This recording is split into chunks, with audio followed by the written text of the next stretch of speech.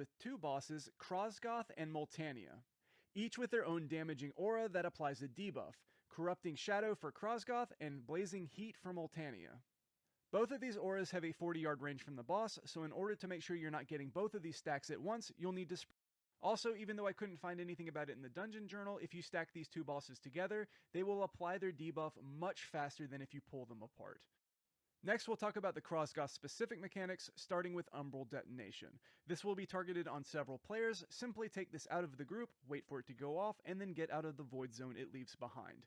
Next is Shadows Converge. This will summon a bunch of purple orbs that will get pulled in towards the boss. Make sure you're dodging this, otherwise you'll take damage as well as an additional stack of Corrupting Shadow. Next is Coalescing Void. This will put down a gravity well that pulls in all players. You take less damage the further you are away from it, so make sure you're running against its pull. I put off talking about the tanks until now because both Krosgoth and Moltania. Next up is Molten Eruption. This is a soak mechanic that should be soaked by one player. If no one is in the soak, then all players instead are damaged.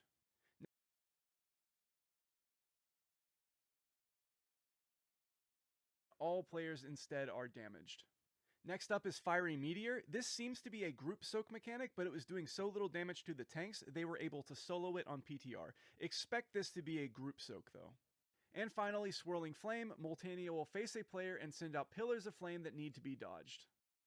Once either Krosgoth or Moltania reach 50%, then they form into Molgoth. Molgoth's health will be determined on how far you've gotten each of the bosses down. For instance, if one is still at 100 and the other one is at 50, then they will be averaged out to 75.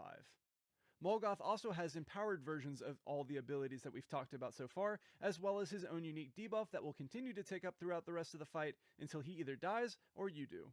For the sake of brevity, I won't go through all the mechanics again, just note that the ability that drops a Void Zone will now also spawn Pillars of Flame, and the group soak mechanic will now also spawn a gravity well that needs to be run out of.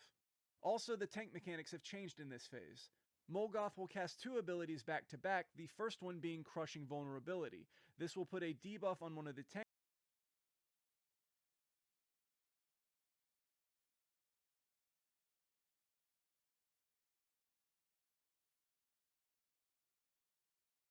increasing their damage taken to Shadow Flame by 200%.